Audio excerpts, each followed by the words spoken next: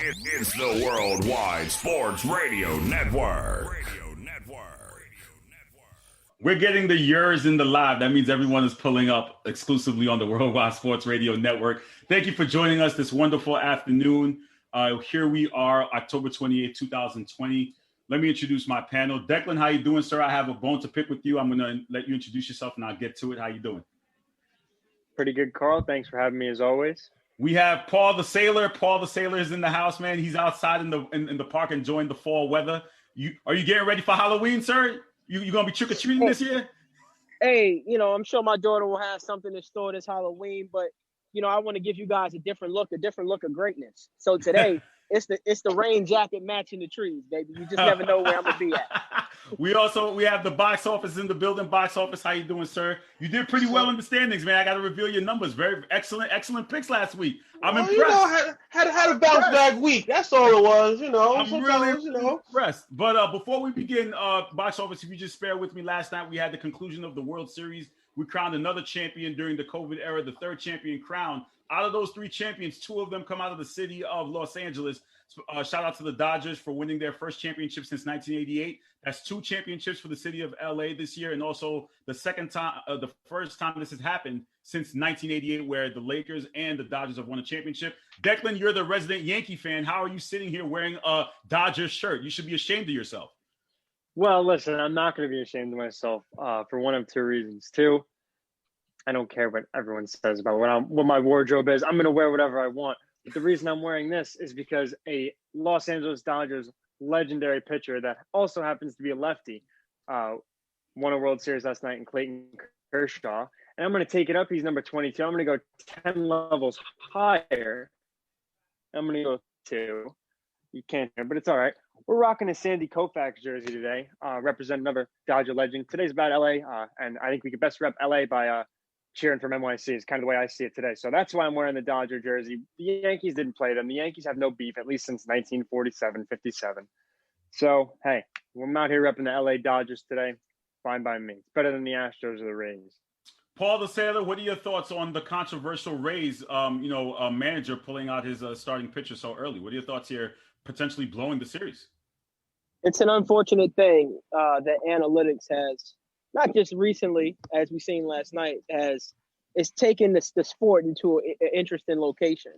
As a guy who's played baseball, you can't go into a game like Game 6 of the World Series, your best player, with the mindset that doesn't matter what the scenario is and what the outcome is going to be. He won't be there for the third time through a lineup. And for that, it doesn't matter how good people think Kevin Cash is as a coach. I'm sure that has changed. Their opinions have changed in the last 24 hours. But for that, I'm here to tell Tampa Bay Rays fans, if they do actually exist, because I know there's not many other than Dickie V, Kevin Cash should not have a job today. The Rays are flooded with talent, have been for the last 2 decades, and will be for the next decade in their farm system. It's unfortunate, but losing franchises always lose. Ask the Clippers, as I said this morning, ask the Tampa Bay Rays. It's unfortunate. Well, again, congratulations to the Los Angeles Dodgers on winning their first World Series since 1988. As I said in my opening statement, the Los Angeles Lakers also won. We have Ricardo Etienne is in the building, a resident Laker fan also as well. Let me ask you guys this. So we have two teams in professional sports of the city of LA to win a championship. Is there a possibility that a third LA team in football could win the Super Bowl to make it to make it a 3 out of 4 of the major sports to win a Super Bowl this year? Is that a possibility? Box office, you think so? Maybe, or am I reaching? Chargers, no, that's not happening. Rams got an outside shot. Not according to CC. The Rams got an outside shot, man. They're 5-2. They're 5-2, right? I believe so, but that division, they're in the toughest division in the NFL. All teams are above 500. All teams got a shot at making the playoffs. At this point in the season, and going through at week 8, I would say the Rams are probably the most complete team as far as they have their health. They got some talent on offense and defense. I think on each other team we could find and poke a hole to say maybe they won't make it, but they got an outside shot. I would give them that. So, Rick, as I said before, we have the Dodgers winning, the Lakers winning. could a third LA team in football win a championship for the city of LA? Is that possible? I'm kind of like what I hinted at before. So, apparently CC Sabathia thinks so, since he got Herbert being a multi-Super Bowl winning quarterback. So in that division, in that conference, it's going to be tough for the Chargers out the gate, specifically this year. So to Travis's point, I don't see that from the Chargers necessarily. The Rams, they do have a shot. This is a team that just played in a Super Bowl a couple of years ago. So it's not far-fetched to think that they couldn't possibly make it back. They've got some pieces in play that should allow them to be productive and successful. But as mentioned, they are playing in the toughest division in the entire sport. Not only are they playing in the toughest division in the entire sport, 4 of those 5 wins, if I'm not mistaken, have come from the worst division in all of pro sports, pretty much. So it's really tough to see exactly where the Rams are as they stand. They have the opportunity. It's going to be in front of them because they are going to be playing against 3 of the better teams throughout the league. So if you're able to get wins against those teams, it'll put you in a position to, get a pretty good ranking and going into the playoffs and whatnot. And, once you get there, you just got to win a couple of games. So, they have a shot for sure. I don't see it from the Chargers anytime soon. P the Sailor, let me ask you this though, real quick to wrap this up. Wouldn't that motivate a football team to see 2 other teams in your city win a championship and say, you know what, we're going to play the best we can to try to make this a clean, a possible 3 out of 4 for major sports? Or no? Am I again reaching here? No, you're not reaching. But I want to pump the brakes on not to disrespect the Rams, because I've been high on LA. I think it's a bigger disrespect to the Super Bowl loser of last year who hasn't been healthy, but has suddenly looked super dominant. And I think on Sunday when they play against Seattle and come out of there with a win against Russell Wilson, people will take the 49ers serious. The expectation out where in LA is the Niners are, excuse my French, the shit. And I got belief that when they are healthy, they will dominate. They do have the best defense in that division. And that's who actually has a shot coming out to make that the Triple Crown in LA. So keep your eyes on the Niners. Keep your eyes on Jimmy G. And keep your eyes on whoever it is playing running back who just seemed to be an all-pro in that system. All right. Yeah. Well, you know what? I would say, I guess, for the state of California, because San Francisco, I guess LA would have claimed that. Oh, come on. I'm being technical. Come on, I can't be technical. Am I not wrong? Ricardo, back me up here. Florida wins the state. Florida, listen, we're talking Florida, Tampa Bay, Miami. It's not the same thing. So we're not going to say San Francisco and put them with the LA. We're not going to do that, are we? Same thing, bro. So hold on, listen. It's funny you mention that, because I was going to say, here's the thing. Before you move on, look, everybody always got jokes for the state of Florida. Y'all already know I'm a Florida resident, so I got to rep my state. As sports fans in general, we got to show the state of Florida some love, because the state of Florida has been running the sports world for the past 6 or 7 months. Think about it. You've got an MLS bubble situation that popped off successfully right here in Orlando, with Orlando City going to the final. You got the NBA bubble go through successfully with the Miami Heat going to the final. Tampa Bay is your Stanley Cup winner. Tampa Bay is your World Series finalist. You've got all of professional sports pretty much calling Florida home right now. Like, we got to give the state of Florida some props for what it's been able to do. You know what, Rick? I just thought of a segment. No, I'm not here for it. Listen, Rick. I just thought of a new segment that we may do next week in terms of state territories and the most successful state when it comes to sports. But I'll talk about that later on. Let me give you guys some predictions from last week. You guys did excellent across the board. Rick had 11. Rick had 10. Travis had 11. MVP had 11. And Ray had 10. Rick, you're still in the lead with 57. Travis is trailing at second with 54. Then we have Ray coming in 52. And MVP is still trailing by 50. You guys, honestly, real talk again. Rick, 50? Yes. No, you have 50. You have 50. 50. You have 50. Sorry. Listen, sorry. So, listen, I've been saying this to you guys all week. I am suspect of Carl's mouth. No. Rick needs to wet the bed. In order for you guys to win this, Rick needs to have a bad week moving forward. How many he got? 57. He has 57. Hey, that's only 7 games, baby. Yeah, that's only 7 games. So, but he has to slow down. He's not slowing down when you guys to catch up. Overall, what were our thoughts here about week 7? Declan, what do you think? Week 7 in the NFL was pretty interesting. We saw a Rams team dismantle the Bears on Monday Night Football. A Rams team you didn't believe in. That's fine. I mean, you can credit the Niners all you want, but I'm not going to forget that I was on an island with the only guy in the panel picking them last week when they shredded the Rams on Sunday Night Football. That's fine. It's California ball anyway. But we saw a shootout on week 7 Sunday Night Football between the Cardinals and the Seahawks. Kyler Murray, Russell Wilson going for tit for tat. Russell Wilson turned the ball over a couple times. Kyler Murray and Chase Edmonds from Fordham, the Fordham kid.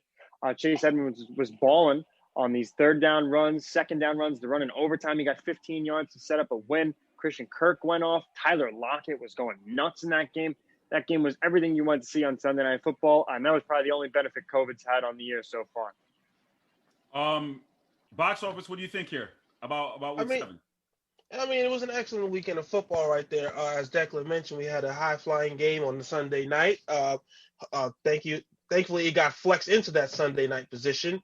Tom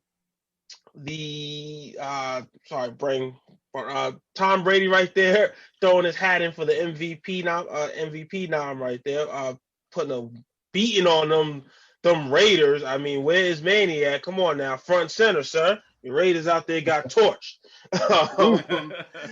We got Travis, a couple. Can I interrupt you for a quick second? Go right ahead, sir. So you mentioned Tom Brady in the MVP race, and I decided that I have a bone to pick with Brendan Falco, who I've seen trolling in the comments thus far already. He went from calling us all rookies and saying that the Raiders were a lock on Sunday. Raiders were a lock. Yes, that's what he said. And then he said, SMH, you're all rookies. We all saw it, and I just also like to point out that I saw him on his show, the Falco Takeaway this week. Hopefully the link's in the description or in the comments. I saw him on his show asking if Tom Brady is an MVP candidate. So he went from Tom Brady is going to get dismantled in Las Vegas to Tom Brady is an MVP candidate. So I just wanted to notice the flip-flop there. I had a bone to pick. That's all I got to say. Travis, back to you. All right. Rick, real quick before we move on, your weeks overall on week 7. I mean, it's probably one of the more fun game day experiences I've had in a while, man. Those 1:00 games was crazy. The endings in some of those games, the way they came down to like last few possessions, Browns and Bengals shooting it out in the last 5 minutes or so. Would we have 4 or 5 touchdowns at the end of that game? It felt like the way that the Falcons managed to lose yet another one, that was just ridiculous, man. But yo, Rick, those 1:00 games. To the fam, yo. Tell the fam I said they rolling through. They rolling through. Tell them I said what's up. Yeah, man. But yeah, the way those 1:00 games ended, man, that was fun as hell. And then to go into that Sunday night game, what a treat for us, man. That was awesome to see what we were able to get from those two offenses, man. Awesome time watching football on Sunday for sure. Can we talk about DK Metcalf back there on the Terminator hawk down he did on that man? That was insanity. The only other time I've seen that, I don't know if y'all remember way back. I want to say it was when Marion Barber was with the Cowboys. He broke for like an 80-something yard touchdown, and T.O. ran him down, made it into the end zone before him, waited for him to get into the end zone to celebrate. It's the only time I've ever seen something crazy. Leon Lett in the Super Bowl, Dallas Buffalo. He got chased down and fumbled the ball in the end zone. Yeah, but I mean, that's a big guy. We ain't gonna hold him. Paul, real quick, what are your thoughts on week 7 here? Are you satisfied with play? Oh, I mean, satisfaction is high. Sunday Night Football was the game of the year thus far. What we've seen, early submission for game of the year. I don't even know how you top that. I was excited to see what the rookies have been doing. Joe Burrow, Justin Herbert look like 10-year veterans.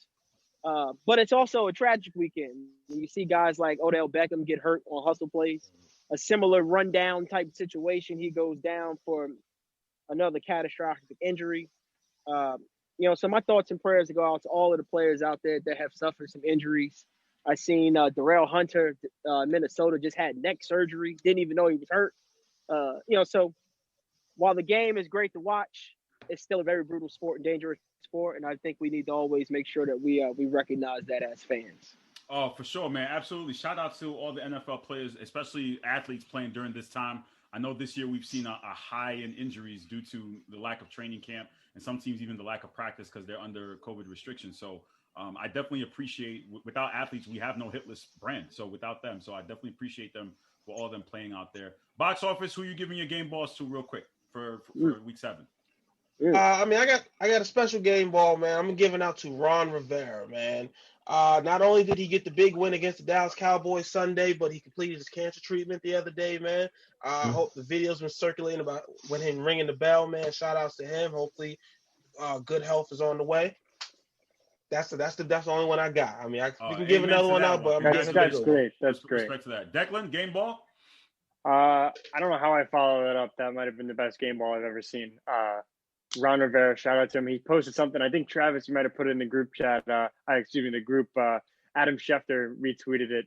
Ron Rivera did a how it started versus how it's going. It was him getting diagnosed and then him ringing the bell. Awesome. Love to see it. Riverboat Ron. And then he gets the win, the icing on the cake, the cherry on the top, if you will. I will give my game balls quick. I'll also start with an apology to Baker Mayfield. Paul, I'm sure you'll love that. As you should. I will. Hold on. Real quick, Dak. Are we a believer in that he might be better without Odell? Shut up. I'm just asking the question. I'm just asking the question. That's all. I'm just asking the question. It's a sticky situation. It's a sticky situation. I've got into it on the group this week. Listen, he was really good in 2018. He put up elite numbers for a rookie. I don't think anybody should ever debate that. He came in second Rookie of the Year voting, and then obviously had the 21 picks, fell off tremendously last year. I don't think he's going to get much better as he is. I saw the memes circulating about the Baker Mayfield cycle. All right, we're at the part where he beats an inferior opponent. I'm going to have to give him my game ball. 5 touchdowns, 1 pick. The pick happened to be going to Odell Beckham on the unfortunate tackle. So, again, I'm going to echo Paul's thoughts and say thoughts and prayers out to Odell. He's a great guy. I love him. I met him a couple times. Amazing dude. But I'm going to have to say this. Baker's my game ball. I am not a huge believer in the Browns, but hopefully they can get it going for the sake of Cleveland. I'm going to also have to follow up my last week pick was Budda Baker. He did it against Andy Dalton. Last week, he got, I think it was 7 tackles, a sack, a forced fumble, and a pick. Now he did it against Russell Wilson. He got a nice pick, read a ball that was kind of a lollipop to Chris Carson. Yes, obviously he got tackled by DK Metcalf, but he just missed the pick 6. Budda Baker's going to have to get my game ball twice in a row. I'm starting to have a little bit of an infatuation with him. It started back week 2. So I'm going to have to give it to Budda Baker. But you said this was quick, man. I did. Oh, did I? I'm sorry. That. It's all good. Paul, real quick, who's your game ball going to? So on offense, my game ball is going to Mr. Justin Herbert. When you go out there and you do what he did as a rookie, first time still seeing a lot of these schemes. Now there's game tape against him, and he went out there and completely shredded the Jacksonville Jaguars and did exactly what you expect a superstar to do, which is destroy a bad team. So Justin Herbert. And on the defensive side, this was a toss-up for me. I'm going with the entire Arizona Cardinals defense. I had a feeling somebody would take Budda Baker with his 14 tackles, his 2 tackles for a loss, and that obvious big pick. But with what they did to Russ, right, tells you that every quarterback is susceptible to pressure. When you get hit, you get happy feet. And those 3 interceptions were all vindicative of happy feet Russ. They have just set the blueprint for the remainder of the season in that second half on how to let Russ cook. Because all of a sudden, now here comes the Niners twice. Here comes the Rams twice. And then before you know it, we're looking at another 9-win season for Russell Wilson. So shout out to the Arizona Cardinals. I told y'all last week, Arizona is real. So in the words of Ray Jarvis, we'd like to give him his flowers. We're not going that far with him. He's the only one. Listen, he was the only one to pick them. He did. He was the only one. We got to give him his flowers. Give him his props. I'll give him shout outs for the pick, but I am not going to sit here and say I'm a full believer in the Cardinals. Like, not a full believer yet. Hold on. 7 points in the second half and overtime, and the only points they gave up came on short yardage due to a Kyler Murray bad throw. Are you kidding me? Did y'all watch? Like I said, I'll give you shout outs for the pick, but I'm not gonna sit here and say I'm a full believer, man. Like we all admitted that division, that's a tough division right there. We got some salty people. Don't be. We got some salty people. Hey Rick, could you give us your game balls real quick? Yeah, real quick. So my game balls on defense, man. I'm going with Devin White. He balled out for the Bucks defense. 11 tackles, 3 sacks, fumble force. I mean, he was all over the field. He made it a mess for the Raiders all game. I'm gonna have to piggyback on the Arizona train and give my offensive game ball to Kyler Murray. The stats were impressive on its own in the air and on the ground, but I think one of the things I saw that was most important from Kyler Murray on Sunday night, I want to say there was like a 3-stack wide receiver screen that was set up that was blown up almost immediately because I can't remember which receiver it was, completely whiffed on the block.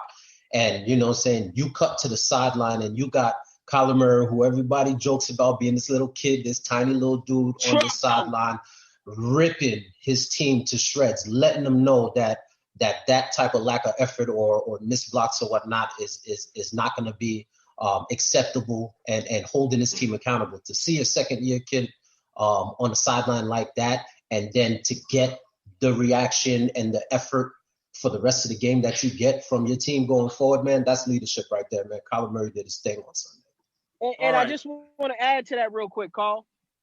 What you seen Sunday night was literally like watching the kid grow up. They went from crawling to walking, from walking to running, from you feeding them to them putting a spoon in their mouth themselves and picking it up.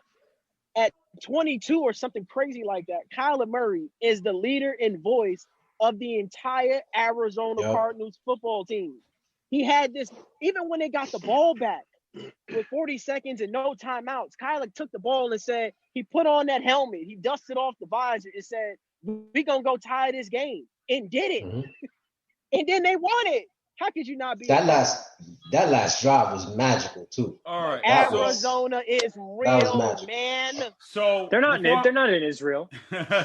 Before I let you guys go, on Tuesday we know is election day. We want to go out there and vote. But another important date, it's the NFL trade deadline date, November 3rd.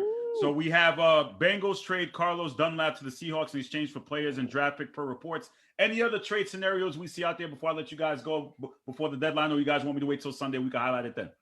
First of all, I got some. If I may, go ahead, Paul.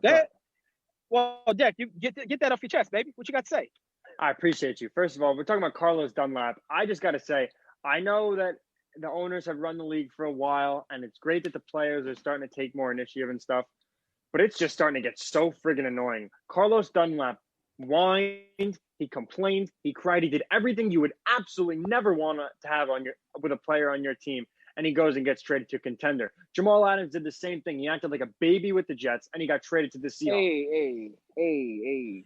I don't think the scenarios are the same. Right. Sometimes you got to do what you got to do to get out of a losing situation, man.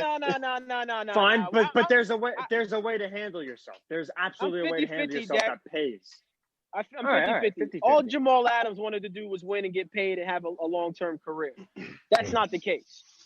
Carlos Dunlap actually did not want to be there, fought with coaches, with the disgruntled individual. They told him stay home. They didn't cut him. I see he posted something about the game plan on Twitter. Listen. Yeah, that was wild. Jamal Adams called out the coaching staff and the offense while he was there. So I don't think that he's the coaching necessarily staff in the called wrong. out the coaching staff. It's the Jets, so yeah. Hey, Paul. I'm not saying he's in the wrong here, but there's a way. Hey, Paul, I got a sorry to interrupt, but Anthony wants to know, where did you get the butter soft coat from? Hey, come on, baby. Listen, you're talking about the butter soft coat. You need to check out the loafers, baby. With the city bike on deck. There's not a and he's still not getting it dirty. This is why I love the hit list, man. You never know what we're gonna pull. Now we got fashion tips. We got a coat and some loafers. We got everything. Crazy. Hold on, let's give Paul some credit here. He's running around town. Biking around town in a city bike, and he looked like he just picked those loafers up from like Men's Warehouse. I mean, Jesus. No. Zach, don't ever disrespect me with the Men's Warehouse. Let's get that. Paul said he in a higher tax bracket than that. He in a higher tax bracket. Okay, let me shift the combo back to football real quick though. But box officer Rick, any trade scenarios real quick before I let you go because we're running short. Wait, I ain't even got a trade scenario out there. Hold on. Go ahead. Go ahead, Paul. Quickly. Go. I got a few. I think the Cardinals make a deal for Zach Ertz. He will be back at some point this season. Dallas Goedert is now the man in Philly. Zach Ertz is their guy, and that could boost that offense.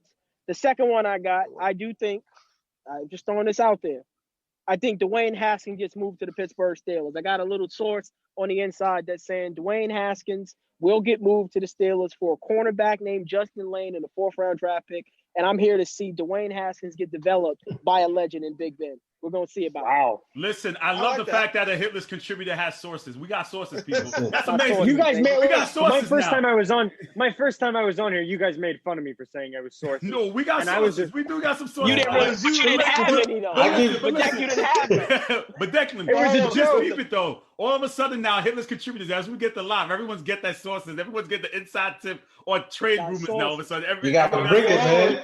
Let me throw mine box out office. Go ahead, real quick, man. Go ahead. I got the Seahawks. They answered with that. They tried to address their pass rush situation. I say they make another step, make a move to Dallas, and get Aldon Smith out of there. I mean, he's on a 1-year deal. He's been somewhat productive. That defense is in desperate need of pass rush, and I'm not a believer that Carlos Dunlap is going to come in and save the day. So, hey, pass rush. Tack McKinley, Trav. Tack McKinley from Atlanta. Tack McKinley. They may not have the draft capital for that to trade up. Do you guys think Julio gets moved? Nah. Speaking of money-wise, it could make sense. But I don't know. So speaking of, you look at a team like the Cleveland Browns who just lost Odell. They've got a really good record. They're maintaining. They're posing a threat in the AFC, in their division, in the conference, whatever the case may be. You got names floating out there like Julio Jones, and I know it's tough to see trades within the division, but imagine Cleveland goes out and try to get AJ Green. You know, it's a 1-year rental kind of. He wants to move on anyway from all reports. So if you're able to pull something like that off and have somebody to replace Odell right now so you can keep moving forward with as much talent around Baker Mayfield as you can, the Cleveland Browns are, I think, the team that needs to make something like that happen ASAP. All right, guys. Hey, Carl, hold on 1 second, baby. I know you got contributors on the way in. Hey, Rick, Arthur Blank came out and said that Matt Ryan and Julio won't be dealt. I think he's bluffing, but I do think the team he goes to is the San Francisco 49ers, a team that can blend in a high-powered guy without changing the culture. All right, guys. Travis, I just wanted to let you know real quick, Womack leads you by 1 game, 46-45. He leads you by 1. He had 9 last week. You had 11. So those are those 2 standings. Gentlemen, Trav, pick it up, man. Pick it up. You can't let us down, Travis. I know, right? I'll see you guys on Sunday. Stop picking my Panthers, man. I got to stop it. I'll see you guys on Sunday for week 8. You guys take care. I'll talk to you guys. Hold on, Carl, quick question. What's up? You really serious about this remix nonsense? Oh, pull up. Oh, I got some smoke. Baby. You know what it is. You know what it is already. You already know it's going down. Listen. I'm out, man. Pull up, man. I'm out. No, you better be damn out because you're disrespectful. You're disrespectful. I want you to cool in at 5 o'clock. I want you to bring the family, bring everybody. Bring everybody at 5 man. For the travesty that you pulled, don't get me started. I'm hot. And you're gonna hear about it. You're gonna hear about it. I see. No, you damn well see. You need my glasses to see more. You're gonna hear from me. That's right. You're gonna see more. Watch. I'm coming. 5 o'clock. It's on. It's on. Anarchy. It's on. I'll see you guys later. Let me bring in Brandon Falco for his segment right now. Let me bring in Brandon Falco here for the Falco. There he is. Brandon? Falco, how you doing, sir? Can you hear me? Of course. What's going on? All right. So right now is what we like to call the debut of Falco Facts here on the Sports Hit List by the fans and for the fans.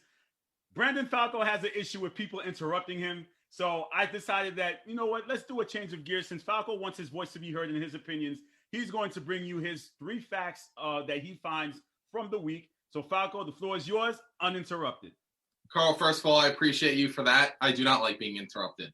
First things first, all the goofballs, including myself, who used to say Tom Brady is a system quarterback, you could plug anyone into Bill Belichick's system and they will instantly be successful is factually incorrect. The Patriots have been a disaster offensively. No matter if it was Cam Newton, Stid, whatever the situation is, they're a disaster. Tom Brady has proved himself he is a top 5 quarterback, no doubt about it.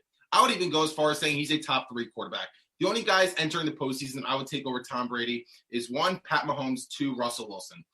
Brady's numbers may not look like they're outstanding, or his 2007 MVP 50-yard season, maybe it doesn't look that crazy jumping up the table, but he does exactly what they're asking him to do to win. So he's asked to manage games. If you're going to ask Tom Brady to manage a football game and win games, there's no one better in the business than him.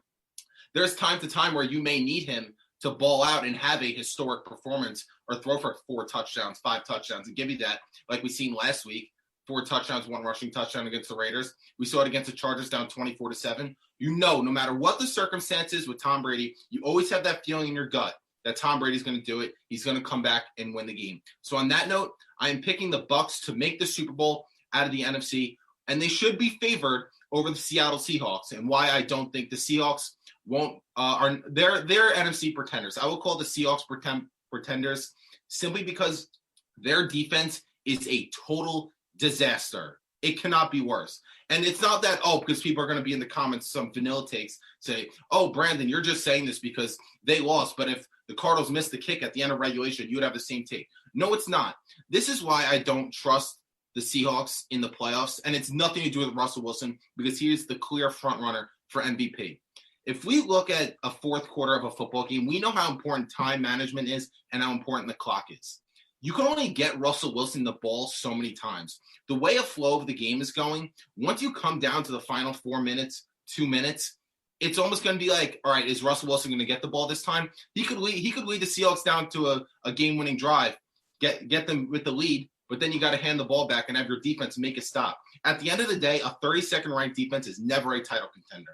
Never. That's their limitation. That's their Achilles heel. There's going to be times you need to trust your defense to make a stop under 2 minutes, and I don't think that the Seahawks are that team.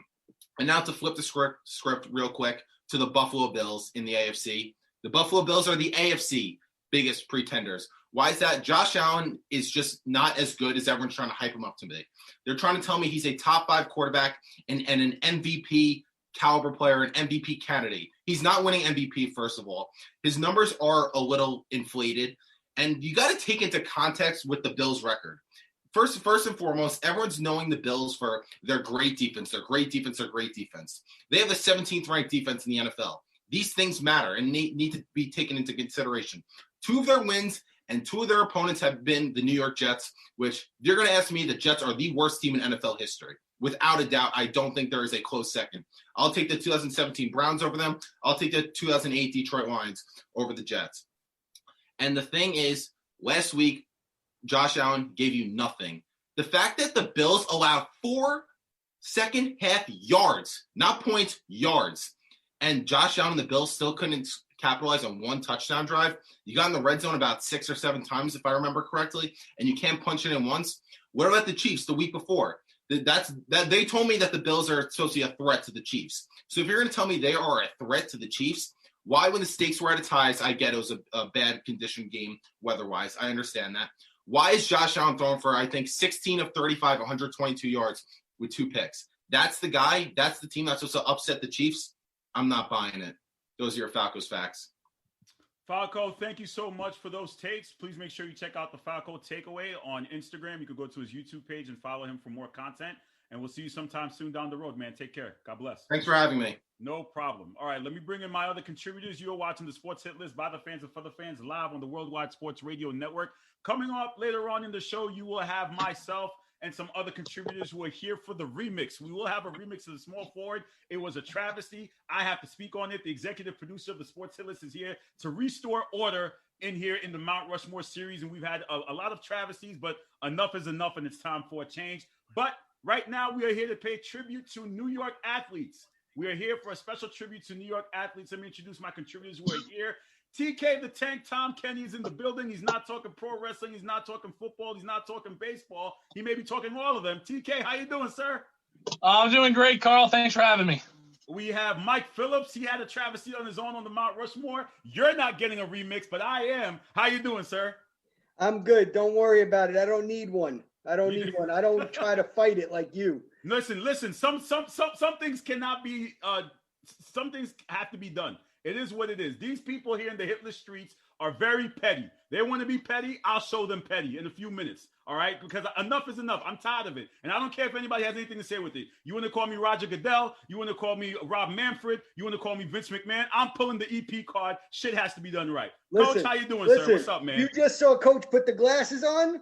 I told everybody put the glasses on because they need to see. They don't see right. And you're going to leave Larry Bird off of Mount Rushmore list. I'm telling you, I'm fired up. Coach, how you doing, man?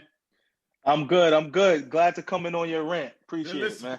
So I kind of figured I want to show a special shout out to Paula Kesey, to Greg Polius, and to Paul Lawson. They were chatting it up about New York athletes. And you know me, anytime I see something going on the hitless streets and congregation, I wanted to turn into a conversation, make it into a segment. We have the co-founder of the Sports Hitless, Mr. Ziggy Zig, pulling up as well. Zig. Yeah, so we want to talk about New York athletes and your top 5. It's not a Mount Rushmore, so you get 5. And I think this conversation, it all depends. But there's a lot of things that we can sit here and say that's a fair assessment when you're talking about favorite athletes. You got to talk about championships. You got to talk about popularity. You got to talk about statistics. You got to talk about being liked by the media. All these are factors into liking an athlete. So I thought with New York having so many star athletes and superstar athletes, let's make a list out of it. So with that being said, Mike Phillips, I'm going to give you the honor first. My brother from St. Francis. We got some St. Francis people here, but Mike Phillips and Mr. St. Francis himself. You get 5 athletes in any sport out of who played here in New York. Who makes your list, starting at 5? So I will ask you this before I jump in, because this changes it a little. And I actually asked Jamal earlier today on how we try to figure this out.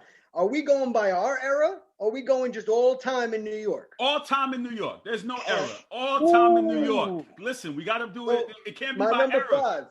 My number 5, Babe Ruth. Babe Ruth. The name says it all. I don't even have to fight it. Greg, come see me. I know you say he's overrated. Come see me. I'll talk to you too. But Babe Ruth is number 5 on my Mount Rushmore of New York athletes, if we're calling it that. Okay. My number 4, Henrik Lundqvist. Mm-hmm. One of the best all-time goalies in New York history. We can give honorable mention to Mike Richter for winning the 94 Cup. We can give honorable mention to other greats from New York in hockey, but when you talk about Ranger hockey in our lifetime or any lifetime, it'll be Henrik Lundqvist, the king. He didn't get a cup, but you can't blame him. He's only one player. My number 3 is Patrick Ewing. Patrick Ewing, one of the best centers I've ever seen play. Just amazing the way. Are you about to cry for Patrick Ewing? I'm never going to cry for a player. I'm not Marcus Lamar. I'm not Brandon Falco. I don't cry for players. But I will tell you, Patrick Ewing, the popularity, the intensity he brought to the court, if only he had dunked it and didn't try to finger roll, they could have had a championship. But listen, that's my number 3. My number 2 and my number 1 come from my arch nemesis, the New York Yankees. My number 2 is Derek Jeter. All-time best shortstop ever to play. Ever, in my eyes. And my number 1, Enter the Sandman, Mariano Rivera. Mm-hmm. You cannot debate him not being on this list, but not being number 1. Nobody was more lights out than Mariano Rivera. And that's right, I didn't pick Joe Namath. I didn't pick Tom Seaver. I didn't pick anybody on my team in regard besides Henrik Lundqvist and Patrick Ewing, because you have to remember what's great. And okay, so Mike goes with Babe Ruth, Lundqvist, Ewing, Jeter, and Mo. But Mike, you picked 3. You're a Met fan picking 3 Yankees. The irony here. All time. Listen, with 3 Yankees. If I wanted to, listen, I've gotten flack for being homer picks. If I wanted to, I could have said Mike Piazza. I could have said David Wright. I could have picked players. But I'm being realistic. If we're talking sports and we're talking all time, you can't knock the hustle. You can't knock the hustle. And Respect. The hustle that Derek Jeter had, the hustle Mariano had, I never wanted to play Mo. If we were in the 9th inning and we had a lead or we were losing and Mo was coming in, I turned the TV off. Okay, fair. So Ziggy Zig, co-founder of the Hit List, my brother. You got your 5 start at number 5. Who you going? All-time New York athletes. Who cracks your list? All right, all-time New York athletes. Mike already said a couple of them, so I guess I'm just gonna go with that. He mentioned Mariano Rivera. So that's your number 5. Well, yeah, number 5. I'm going with Mariano Rivera. I don't have an exactly ranked order, but these are my top 5. Well, try to rank them as you go along if you can. Well, if you want me to listen, man, you gotta move on. You gotta be ready, man. You the coach. I'm ready. I'm ready. I'm always ready. I'm ready. It's Carl here now telling you, oh, you gotta make sure you rank them. Like, no, because that's the best thing to do. You gotta rank. You gotta rank, brother. Jamal looks like he's eating chicken wings. He's licking his lips. Ready. He's ready. I'm ready to go. And Carl gonna try to change the game on me like you changed the game with this remix bullshit. But it's not bullshit. Things have to be done right. We got to do things right, man. Go ahead. Let's get back because Mac and Kenny need to go. All right, so I'm gonna go with Mariano Rivera. All right, that's my 5th pick right there. Number 4, I'm going with Derek Jeter. Right, like I said, I'm going off for all the guys that Mike picked. I don't need to go ahead and repeat everything that he said. Right, 5-time champion, both of them were MVPs. And like, what guy, Derek Jeter? What guy do you know gets a standing ovation at Fenway? Like, no one does. No one gets that. So I'm going with Derek Jeter. I'm going with Mariano Rivera. Now, one guy who I was surprised Mike did not pick, I'm going with – no, you know what? Nope, let's continue. I'm going to go with Patrick Ewing. Patrick Ewing. Nobody ever talks about the fact that Patrick Ewing made it to the NBA not NBA Finals. Patrick Ewing played in the playoffs 1990, 91, 92, 93, 94. Went to the playoffs 5 times. And each team that he lost to ended up winning the NBA championship. So I got to give it to Patrick Ewing. Definitely got to give it to him. Played on both sides of the ball. Had a love-hate relationship with the fans, but we really started to love him after he was gone, right? The next individual that I want to go with, right? Henrik. I'm going with the King. One of the best individuals for the New York Rangers.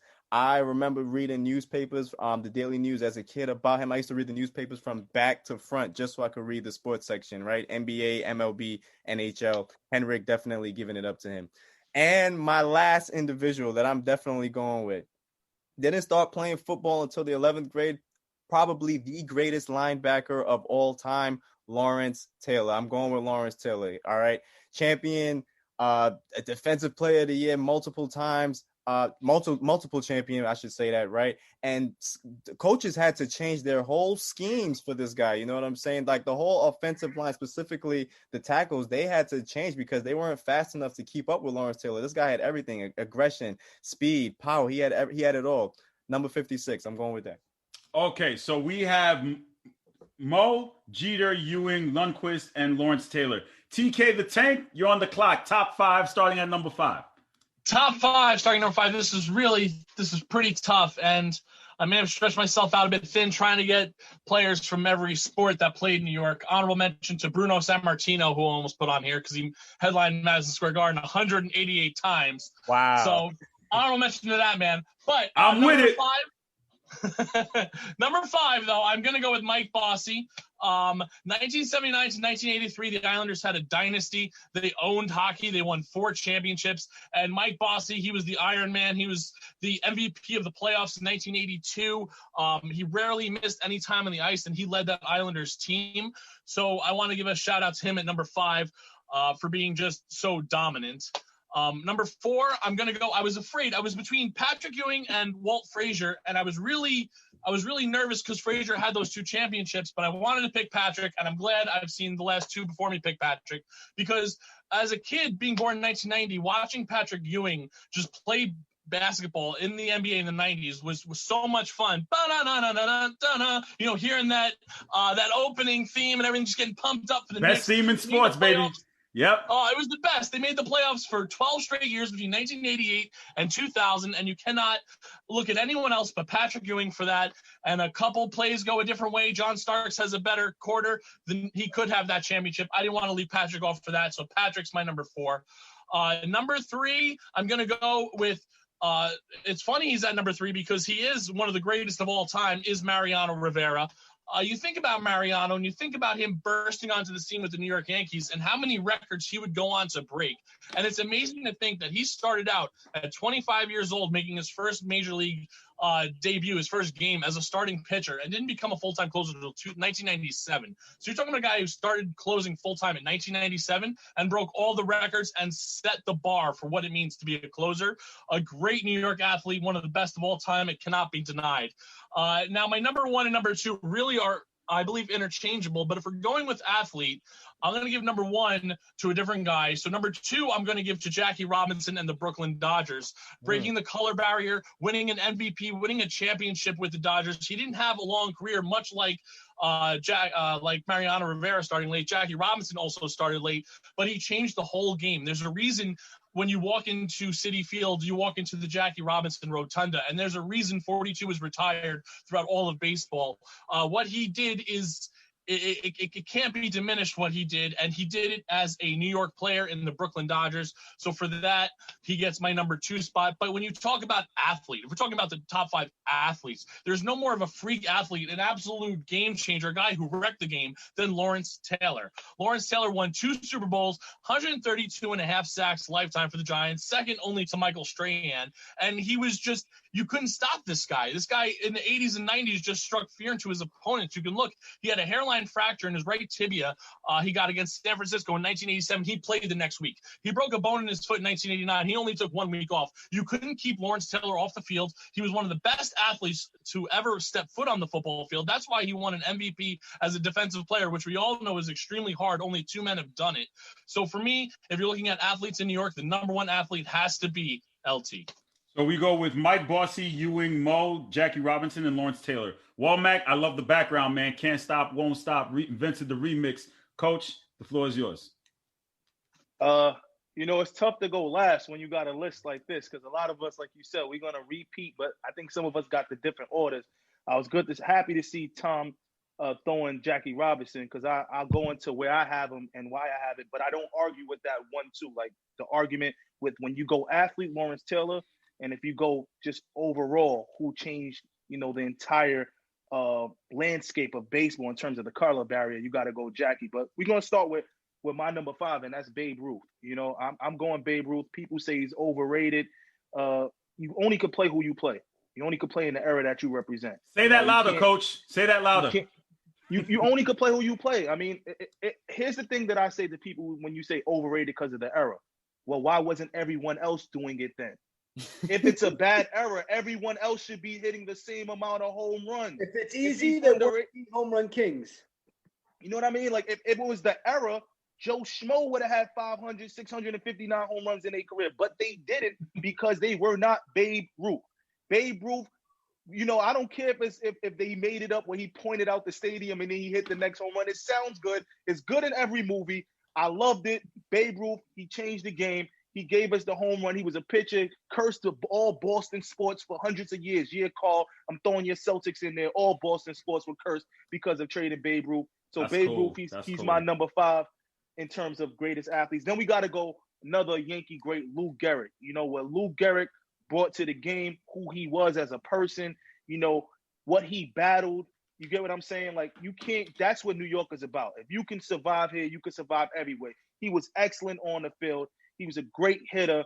You know what I'm saying? He was just the quintessential what New Yorkers are about in terms of who we live our lives like. And he gave us one of the most iconic speeches ever in sports history. You know what I'm saying? So I'm going to go Lou Gehrig at number 4. Number 3 to me, Mariano Rivera, the Sandman. I couldn't quite put him number 1 because I hate to say it and I don't want to disrespect relief pitchers. But when you're looking at guys like LT and Jackie Robinson, who are playing both sides week in and week out, when we go athlete, I got to bring Mariano down a little notch, because he was a relief pitcher, but he's the greatest relief pitcher. And that's why he becomes number 3 on my list in terms of New York athletes. Set the bar. He does an amazing job in the community as well, what he does with his organizations. But when he came in, like Mike said, when he came in his prime, it was over. It was, you pretty much just, you don't care who you had coming up to bat. You pretty much just turn your TV off and say, Yankees got it. You got what I'm saying? And then when they started using him for 2 innings in those tough games, he was coming in the 8th, and then in the playoffs off a short rest, where he just pitched 2 innings the night before, and he was going to pitch again another 2 innings to close out the series. Come on. That was unheard of. You know what I mean? He had great setup men, but Mariano Rivera revolutionized, what we thought of that position. The Sandman enters. He's at my number 3. Number 2 for me, because of what I put into perspective, is going to be LT. The guy did it on coke. He did it on coke. He was coked up every week, and the guy was out there. And did you see him in Any Given Sunday? Oh, yeah. Any Given Sunday? Come on, we're going to forget about what he did in Any Given Sunday. Listen, LT he's like the Mike Tyson of the NFL. This guy was hied up every week. You knew what he was doing. Well, I know you know this, Tom, because I don't remember the player. Who did he break the dude's leg? Who was that guy? Joe Theismann. Joe Theismann, yeah. Get him out of here. He made Joe Theismann's leg look like a wrestling figure that you buy from the 99-cent store. It was a wrap. LT was bugging out. Nobody, like they said, he revolutionized the position. He revolutionized the formation for the way defense is played, the way they let their linebackers just run loose and do whatever the heck they want. All the Ray Lewises of the world, they got to thank that man for what he did. And he got linebackers paid. Let's not forget that, too. What he did got linebackers for the future, those $1 million contracts. So we got to give it up to LT. I'm a Giants fan. Gave me some championships where I couldn't remember because I was too young, but I still talk up and brag about those, just like all those other team sports brag about championships from the 70s, Like the Celtics. So, yeah, so we ain't going to talk about that. The 60s, get it right. So my last but not least, Jackie Robinson, what he did for the sport. Sometimes some athletes, and I'm going to change my tone here in terms of reverence. Sometimes what some athletes do off the field supersede what they do on the field in terms of their allure. He was a great player as well. So let me not knock down his play on the field. He was an excellent player. He just didn't have a long-term lifespan in terms of his peak at the game.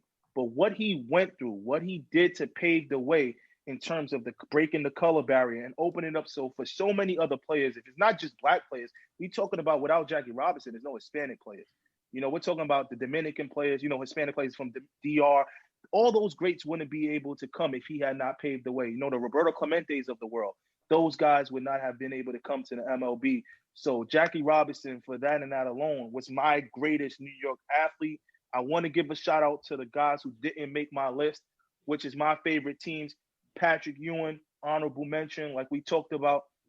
I just remember when Ewing put his hands up, like, what more can I say? What more you can say? You could have gave us a championship. I'm going to bring John Starks for horrendous shooting in the last couple games against Houston for us losing the championship. And John Starks is my favorite call. People don't know this.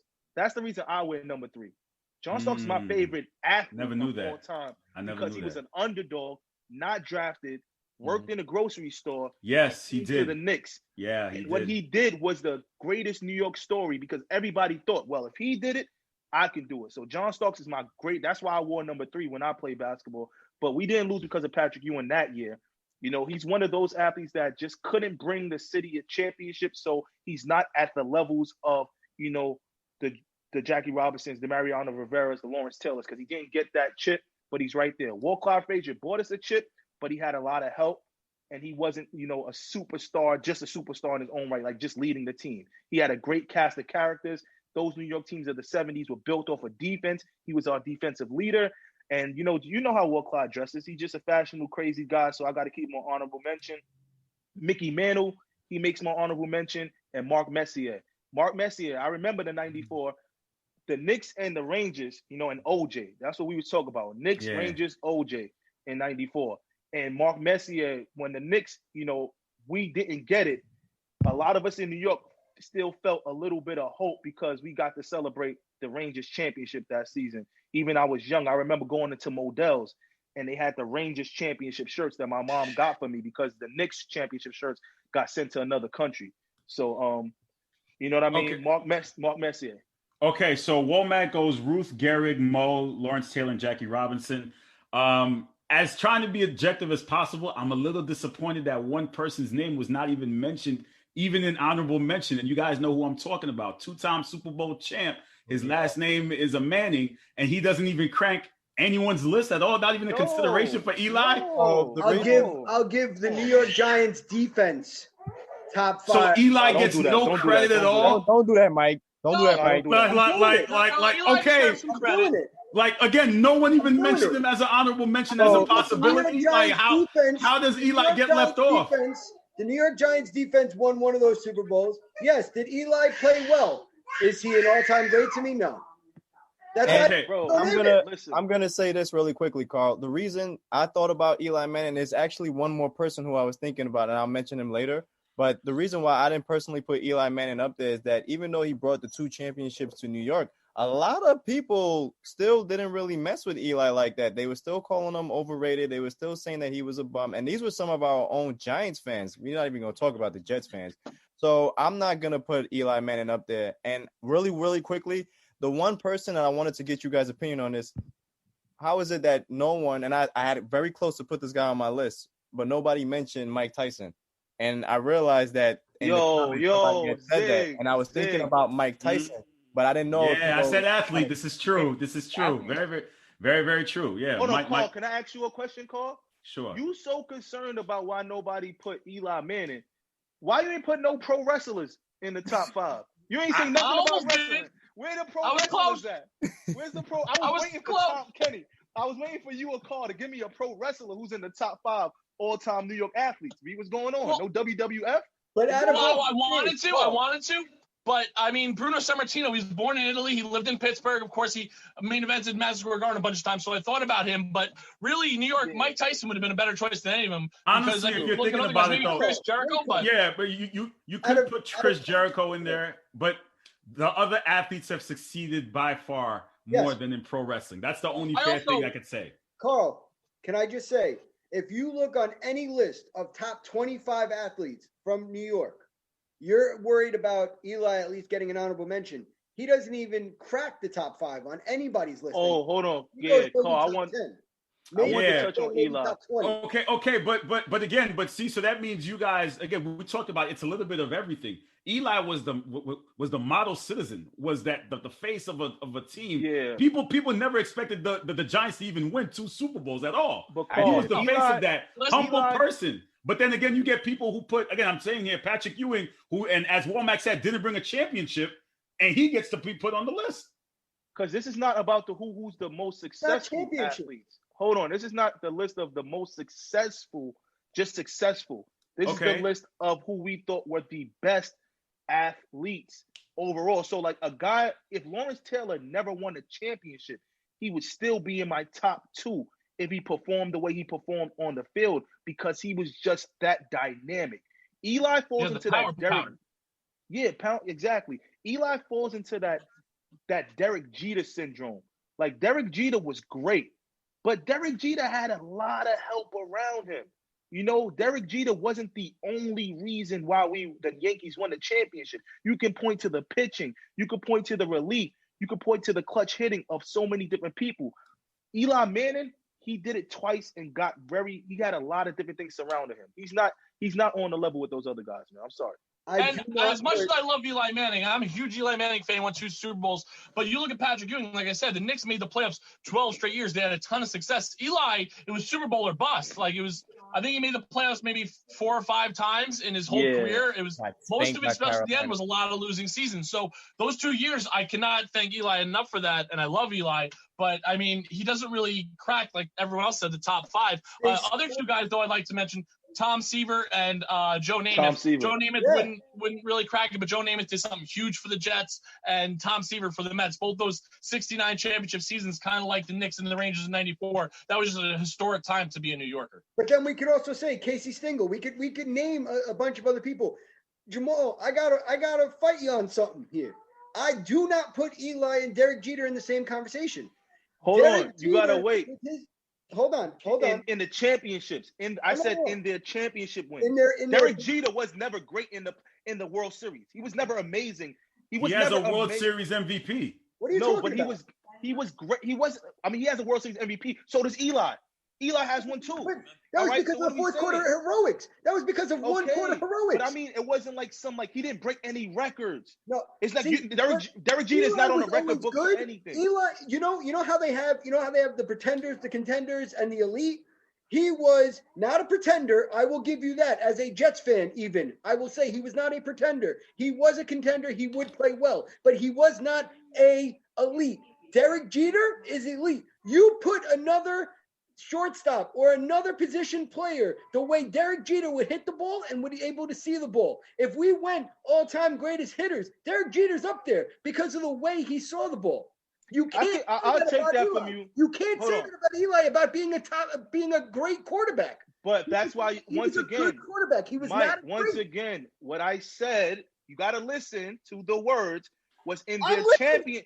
So listen, in their championship runs, they were not amazing. Wait, in their championship runs, they were not amazing. So even though, just like Derek Jeter has an MVP, even though because he was the best player voted on by everyone and they thought he deserved it, just like Eli had one, but they didn't do anything that when I look in the record books or I remember those key moments, like this guy was out of this world during the championship run. It was more of a combination of their team being great during those seasons, during those championship runs when they won the championship, not career. Okay. Not career, Mike.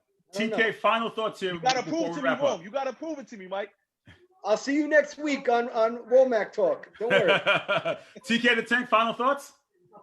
Final thought, I thought everyone had great lists. And speaking of New York athletes, we're lucky because we can actually do this, talk about all these great New York athletes we've had. We didn't mention guys like Joe DiMaggio. There's so many guys we left out. But we're lucky to live in New York and have all these great players. I mean, we could be in Idaho right now thinking like, I don't know, man, Mr. Potato Head. So I just think it's great to just have all these guys and have these conversations. And it was a joy to be here. So I had fun. Ziggy, final thoughts. Definitely enjoyed being on this panel, being able to talk this great talk. This was a great topic, by the way. So shout out to the MVP for introducing it. I low-key kind of want to change my list. I want to switch out the King for Mike Tyson because I'm really believing that Mike Tyson should make the list. But for editing purposes, I'll keep it the same way. Coach, final thoughts. I think it was a good debate. So many great talents from New York. You know, like Tom said, you know, and he talked about Joe DiMaggio. That was somebody that I had on my list too, top 10. Like Zig said, Mike Tyson. That was a real eye awakener right now. Like I opened my eyes, like how could we forget Iron Mike in his prime? His energy was more than LT's in his prime. Yeah. Like Mike's was global on a global scale. And he's from Brooklyn, lived in Peekskill. He's New York through and through. You know what I mean? Never called another place home outside of New York until he became, you know, a world championship. And when he got out of jail, he had to move out of the city because of, you know, different reasons. He had to get away from some trouble. But he was a New York guy through and through, lived in New York. Mike Tyson deserves to be in the top 5. If I had to take somebody out, damn, it might have to be Lou or Babe. One of them got to go for Mike. But I like my list. I like my list. Mikey Mike, final thoughts. Yeah, everybody also forgot Buffalo, New York. Jim Kelly. Jim Kelly as a quarterback. If we're talking about quarterbacks that we go by championships, Jim Kelly's up there instead of your man Eli, Jamal. Just throwing that out there. But I never thought as a Mets fan that I would have to defend Derek Jeter. Listen, this is what the hit list will do to you, Mike. This is what the hit list streets will do to you, man. The hit list streets will make you do certain things you don't think you'll ever be able to do. No one will ever be able to come for me anymore about being a homer after they watch this video and see that I just defended Derek Jeter as a Mets fan. All right, guys. Thank you. You have to be a homer. You didn't have nobody to say it. You gonna lie on camera?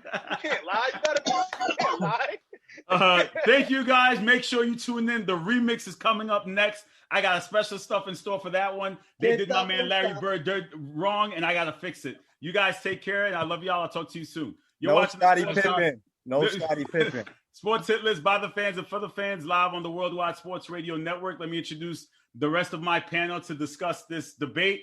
We have the self-proclaimed commissioner, Mr. Ray. Ray, how you doing, sir? Doing good, man. How you doing?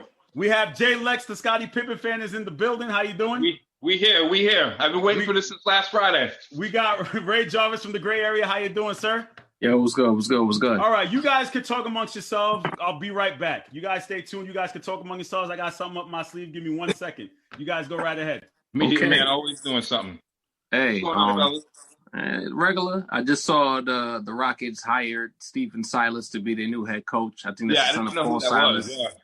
I think he's Paul Silas' son. He's been in around the league for a little while. He's been an assistant, so it's good to see someone, a person of color, get a job. So we don't have to see Stephen A. and his hairline go viral, and his Stephen A. impersonators try to go viral. You know what I'm saying? I'm glad to see. I'm glad to see a brother get a shot. Yeah, I'm surprised it wasn't Sam or Jason Kidd for that matter, but at least it's somebody. Nah, Jason Kidd is still lined up for the Lakers. You know what I mean? Eventually, he'll be lined up. I had to do it right. I had to have the wardrobe changed because a lot of people in the hit list streets. Now, let me start off. There's a lot of things that go on, and people say a lot of shit, and they talk a whole lot in the streets. And I don't say anything. I allow them to come on my platform and run their mouth, and they say anything that they want to say about anything when it comes to sports, and I don't say anything at all. But last week, for those people who don't know and who didn't watch, you can go on YouTube and watch it. We had a Mount Rushmore episode that featured the small forward position. And I blame myself a little bit because I had two Flaker fans on that panel, Ron. Now, granted, they're still celebrating their championship. I gave them a pass. It's cool. Ricardo begged. He begged to come on the platform and talk about he needed to be on there. And I didn't see why he needed to be on there so eagerly. I said, okay. Anthony Mullen, he's a hitless executive. Fine, no problem. We have Brandon Falco, Mr. Numbers. So these gentlemen want to decide that they want to make a Mount Rushmore list. And that list included Kevin Durant. It came down to 4 people that they get 4 picks. You have Kevin Durant made the list. You also have Dr. J made the list. Elgin Baylor made the list. And LeBron James made the list. Now, Larry Bird did not make the list. Larry Bird did not make the list. Now, I don't understand how we can have a basketball segment and talk about basketball and not put Larry Bird on the list. That's inexcusable. That's unacceptable. And I don't care what anybody has to say. As I said before, you can call me Vince McMahon. You can call me Roger Goodell. You can call me Rob Manfred. You can call me every single name in the book. There is no way we're going to have a Mount Rushmore and not have Larry Bird on the list. That is not happening. And that's not even me being biased right now. That's just me talking basketball and what Larry did. Larry helped save basketball. So how can we sit here and not have that? That makes absolutely no sense to me whatsoever for all of them. And I'm going to call them all petty. And they're just jealous of Larry Bird for what he was able to accomplish for the NBA during that time. You can call him that. Falco, he can't sit here and say, well, you know what? That's not fair because you picked LeBron James over Larry Bird. I'm not going to give you that pass for that. You get Kevin Durant, you're not going to put that. You're not going to put Kevin Durant up there over Larry Bird. These guys model their game after Larry Bird. Shame on all of them. Shame on all of them for doing something like that. Never again in the hitless streets. This is why I had to have a remix. You could throw out the old episode. You could take this new episode for people to understand what Larry Bird meant to basketball. We can't do that. And I'm sick and tired of people sitting here and pulling their shit and not talking sports. Talk sports right. Do it right. You good, fam? Yeah, I'm good. I'm good. That's the new quote. No, look, that's the new quote. Good. Talk sports right. All right. Do it right. Come on, man. It's absolutely absurd. It's ridiculous. We're talking basketball. We're not talking being petty. Like, we got to stop. We have to stop. Anyone in the hitless streets talking overrated nonsense, they're not talking sports. They got to stop. We have to stop. I understand when you want to say stuff to troll, but at some point, enough is enough. Like, come on. We're here to have sports dialogue. We're not here to be picking favorites and be petty because you don't like people.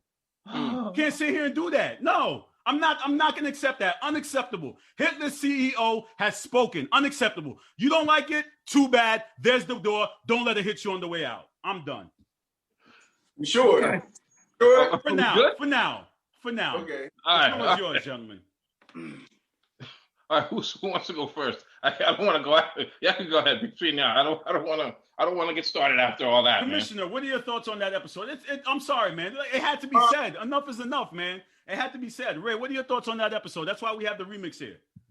My top 4 would include Bird, no doubt. Yes. But after watching the episode, I get where they were coming from. I mean, there's one player who really gets left out a lot of talk when it comes to greats, and that's one is Baylor. You know what I'm saying? Elgin Baylor, he was a great player, without a doubt. When you actually Google him and see his numbers, like he was dropping before the 3-pointer came out. Like he was a walking bucket. Career average was 27 a game. So I understand where Anthony and Rick were coming from. Do I agree with it? No, but I don't really have an issue with it at all. We're leaving Bird off? I don't. Why? I don't agree with it, but I don't really have. What do you mean? What do you mean? Like, what do you mean? Why? I don't understand what that means. Because they wanted to put in Baylor. Larry should be on everyone's list. There should be no ands, ifs, or but about it. There should be it's unacceptable. Larry should be on people's list. Elgin Baylor makes a strong case. Not over Larry Bird. Not over Larry Bird. I'm sorry. No. Not over Larry Bird. How you come on a remix and cape for that? Like why you here? What you here for? I know. No, I'm not hearing that. No. Like, how you come on and cape for the this is the remix, not the agreement. No. He's really mad now. I'm not taking that. No. Next. Jay Lex. Next. You want it. I know what you're going to say. Look. I know what you're going to say. Here's the thing. If you're going to take Elgin Baylor, first off, Larry should have been on the list. Clearly, they were trolling you. We all know this. But if you're going to take Elgin Baylor, who, by the way, 27 points a game, I think it was like 14 rebounds, was 0 for 7. 0 for 7 in the NBA Finals. And I know everybody's going to say it's not just about rings and all that other stuff. Let's be clear here. The man lost 7 times in the Finals. Okay? So, if anything, you could either put John Havlicek or Rick Barry up there because they have similar career numbers.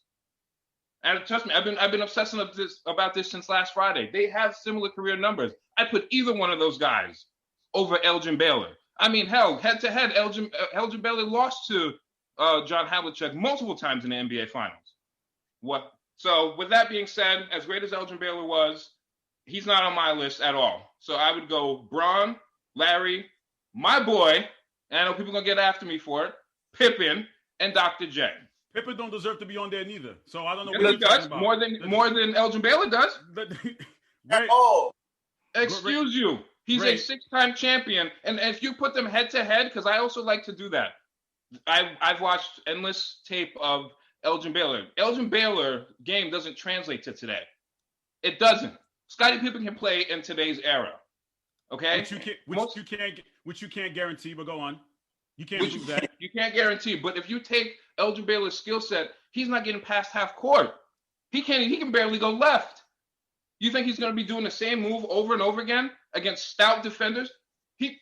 If people in here could guard Elgin Baylor, that's how bad he was with his left hand. So if we're going to take his skill set and put him up against other people, it's not going to work. I'm not saying he's not great. I'm not saying that he doesn't deserve to be on like the top 10 or something like that, but he shouldn't be on the Mount Rushmore. But yes, Scottie Pippen should be on there. And again, I'm not going to disrespect Scottie Pippen. I know what Scottie Pippen was able to do. This is not the way to bash Scottie Pippen, but when you're talking elite at that position, you believe Scottie Pippen deserves a place. Yes, because of all the things that he did. There are levels to this. Scottie Pippen ran the offense. He guarded the best player every single night. And I know he played alongside Michael Jordan. That is the biggest argument that people have against him. But if anybody else played with Michael Jordan, they'd be second fiddle. Which you still can't prove, but go ahead. Which you still can't prove, but I think we can all agree Michael Jordan is not number one, number two all time. Wait, time out. You just said to talk sports right, and just said that you can't prove that anyone next to Jordan would be second fiddle. What are you talking about, bro? What are you talking about? I know what are you talking about? Don't irritate me this afternoon, bro. I'm not anybody next to Michael Jordan. Anybody next to Michael Jordan is We're number not dealing two. with ifs. We're not dealing with ifs. He played with Scottie Pippen. Get the hell out of here. Get the hell out of here. Get the hell out of here. Because there's an ego problem. You just Scottie said Pippen didn't mind being second fiddle. You come in with that Could hot anybody garbage? else be second fiddle? Come on now. It's Could Michael anybody Jordan. else take that? What do you mean it's You Michael put somebody Jordan? next to Jordan, they're number two. About egos Get the hell out of here. Listen, Ray. Listen, the hell out of here. Listen, it's not get the hell out of here. Get the hell out of here. here. Same thing too, my guy. You Get can't the hell prove out that. of here. Can you prove Get the that? hell out No, of you here. can't. I'm just gonna keep repeating that. Okay, you can't. But You sound stupid. I don't sound stupid. You sound super stupid right now. Because you can't prove it. You sound stupid. Can you prove it? You can't prove that. No. I know you want to get your rant off, but you sound stupid. No, bro. you can't Get out prove of it. here. No, you can't prove it. Get out of here. Go ahead. You can say it as loud as you want. I will. You sound loud and stupid. Okay, go Get ahead. out of here. Go ahead. The floor is yours. Go ahead. Dog, it's on you. Anyway, the four, off the rip, just to make it clear, I'm a Laker fan. Elgin Baylor does not belong up there. We got to stop conflating best with greatest. Those two are not the same thing. Best and greatest, not the same. When you are great at something, it's about what you did with your skill. Yes, he won, but he didn't win. 0 for 7 in the finals. And when the year the Lakers won was the year he retired, which means that he quit mid-season and they won the championship without him. By default, that's not me saying it, by the way. All kinds of points off your all-time greatest list. Yeah, all right. What he is an all-time great bridesmaid. I'm sorry, Elgin Baylor, to do it to you, but you are the greatest bridesmaid of the small forwards in history of the NBA, basketball, so on and so forth. Then this is a Laker fan saying that. You sound ridiculous. When it comes to the top four, for me personally, a small forward position, greatness, iconic, whatever you did to change the position, you have to start with at least Scottie Pippen. As much as you people want to disagree, that's fine. You know what? I'm not here for you to agree with me. I'm not here for you to agree with me. But Scottie Pippen changed the position. There's not many point forwards in the league prior to. Scottie Pippen was unheard of for his time, come to think of it. Not a point guard like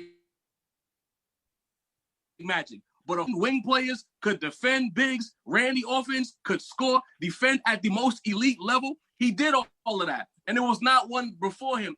If anything, for a while afterwards, Scottie Pippen was the prototype of the small forward for the modern NBA. We have to give credit where it's due. If you disagree, that's fine. But when we're talking all-time great and an all-time great winner, you won 6, even if you were Mace and you was dancing behind Puff, but you was there. And without Mace, Bad Boy wouldn't move on after Biggie. So you got to give credit where it's due. Pippen is number 4 for me. Okay? Boom. Number 3. The prototype, the archetype of the wing players that we know today, right? Dr. J. If Dr. J's not on anybody's list, that is a problem. Well, I don't need to get into who he was. Some people disagree and talking about the ABA and all of that. But yo, Dr. J. Con of icons in the ABA, if any NBA postmers, number 2, might go down as the greatest scorer of all time. And he's a small forward. We will see what he looks like coming off of Achilles injury. But number 2, gotta be Kevin Durant. If you disagree, see me in the comments. I'm here. You know what I'm saying? And number 1, numero uno, El Jefe of the small forwards. Green, White, Larry Bird. Ooh, you left off. Mount Rushmore. Now wait a second, right? A lot of people are gonna be like, where's LeBron? That's the question here. Where's LeBron on the small forward list? Now, the ridiculous you ought to leave, it's stupid of me to leave LeBron off the list when he's actually the second greatest small forward of all time. You got to knock Scottie Pippen off that list. I'm sorry, Jay Lex. I just turned on you. It's okay. LeBron is number 2. Larry's number 1. That is my list. Okay. Dr. J, Kevin Durant, LeBron James, and Larry Bird. So we're all in agreement. So again, with the exception of the one person who makes Scottie Pippen relevant in the hit list streets, Scottie Pippen doesn't belong on the Mount Rushmore list. That's all I was saying. I wasn't disrespecting Scottie. The only person, realize you're the only person that I see ever comment to put Scottie Pippen in the top 4 list. All time. I'm sorry. I guess his 6 rings and all the things that Ray just told you don't matter. But Ray listen, what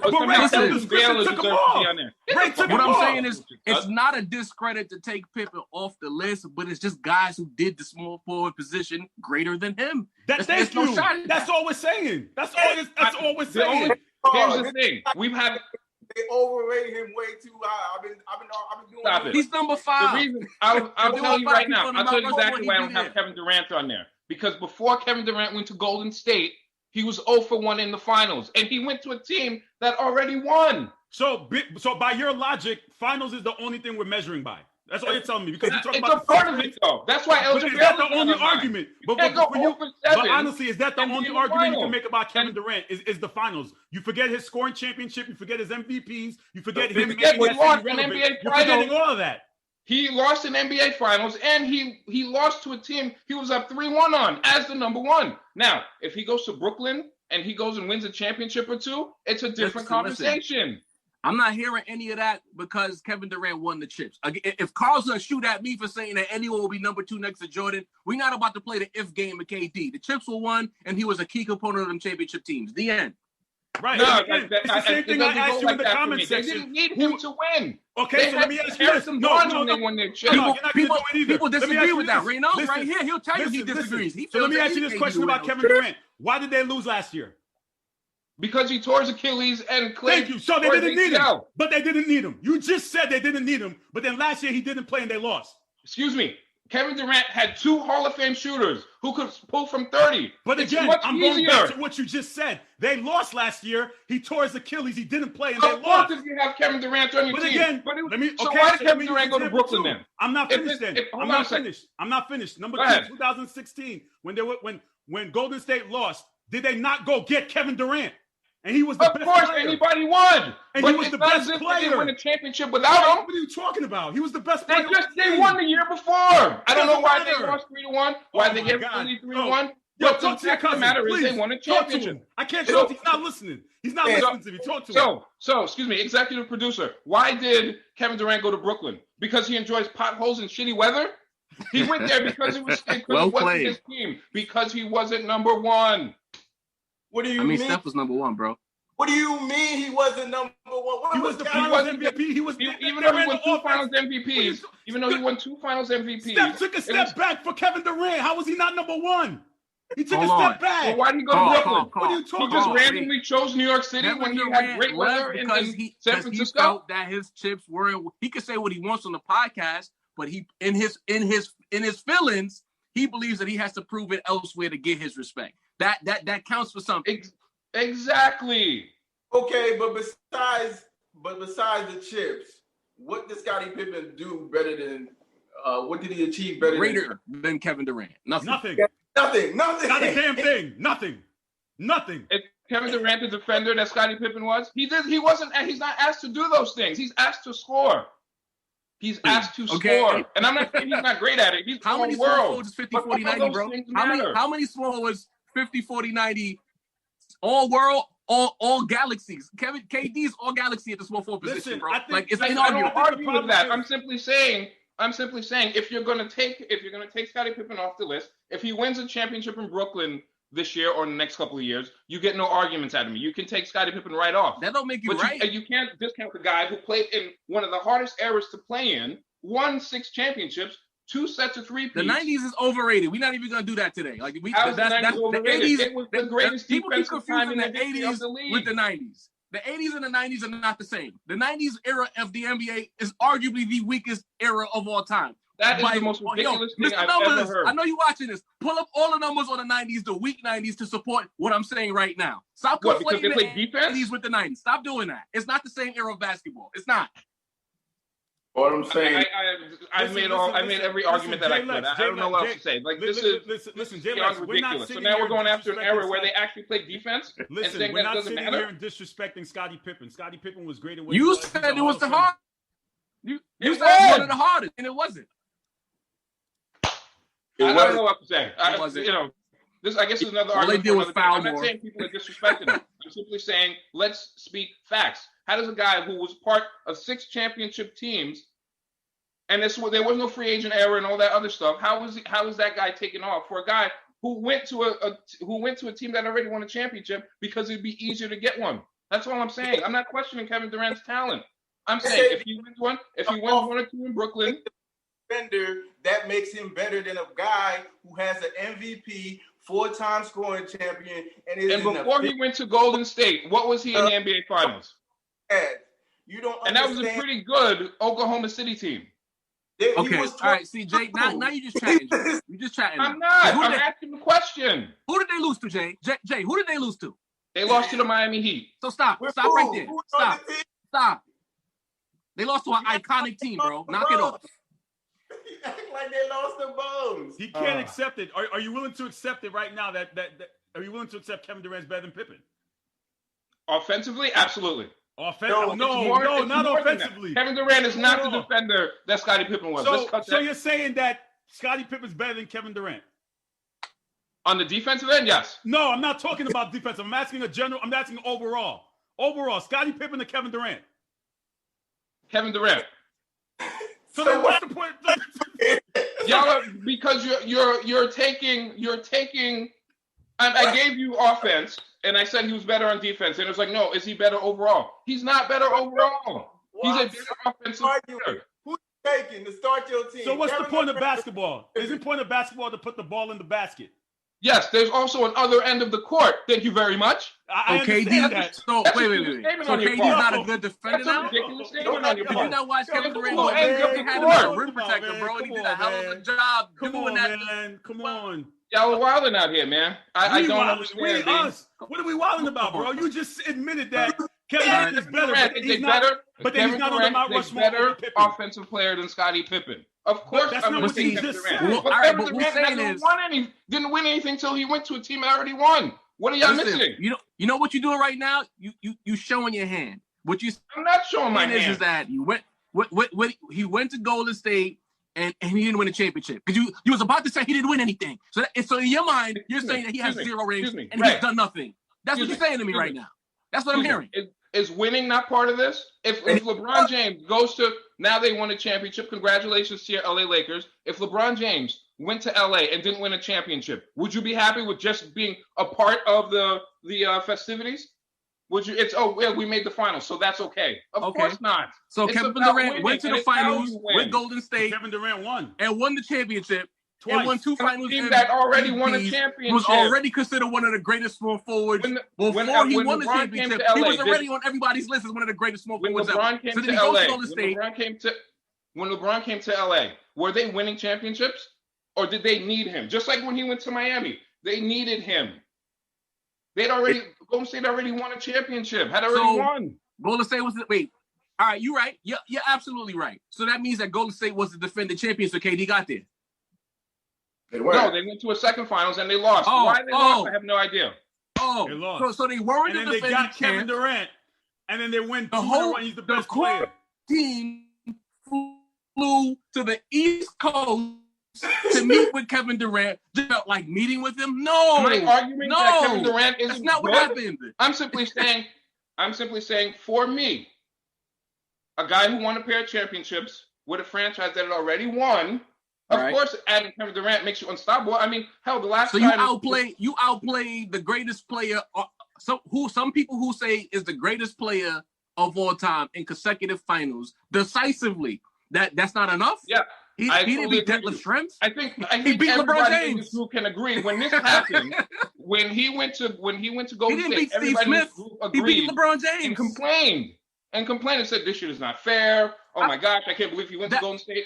So what? Did they complain? What did the basketball say? They won. The basketball says that they were a good team. They were a very good team, but they were 7-9 without him. So you have a problem with someone going to another team to win championships and not sticking with their teams. So we're playing the loyalty card here. So why is LeBron on your list, Jay? Thank you. That was my next point. That was nice. Because LeBron James because there's only 2 guys who are asked to do everything on the court. Scottie Pippen and LeBron James. Kevin Durant is not asked to do all those things. He dropped 25 a game. He wasn't KD going to a Seattle. So let's take it there. So KD going to a Sonics team that was hot garbage.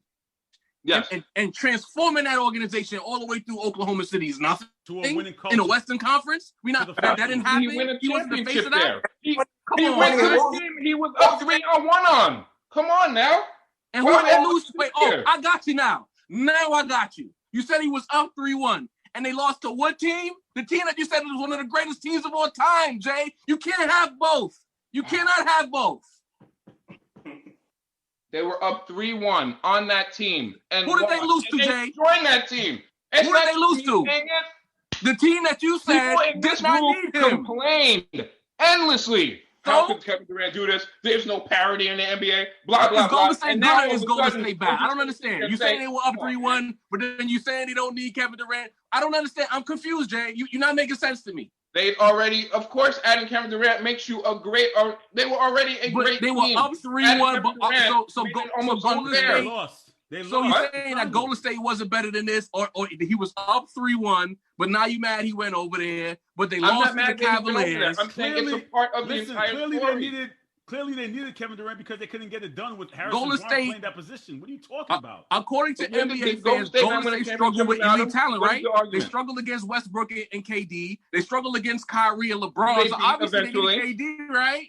Who they beat, right? Down 3-1. Overall, guys, final thoughts, Jay Lex. Final thoughts here on the remix. The remix, Larry Bird clearly should have been on there. Let's not fool ourselves here. But my mind has not been changed. The reality is Bron 1, Larry 2, Scotty 3, Irving 4. Ray. Okay. Man, I've been dealing with Scottie Pippen fans for all my life, man. He's a great player. Look at here, Judith. Can I talk? Thank you. You know, he's a player. What about Final Four wins? I don't know, like they overrate him too much. But I would have heard on my list, but I really didn't have an issue with the video. Ray, what are your thoughts? Final thoughts here to close out. What happened? You said Ray, and then I started talking, but he was talking to the commissioner. Sorry. See? Yeah, I'm talking to the commissioner. I'm sorry. Ray, Jaw. My bad, commish. I'm sorry.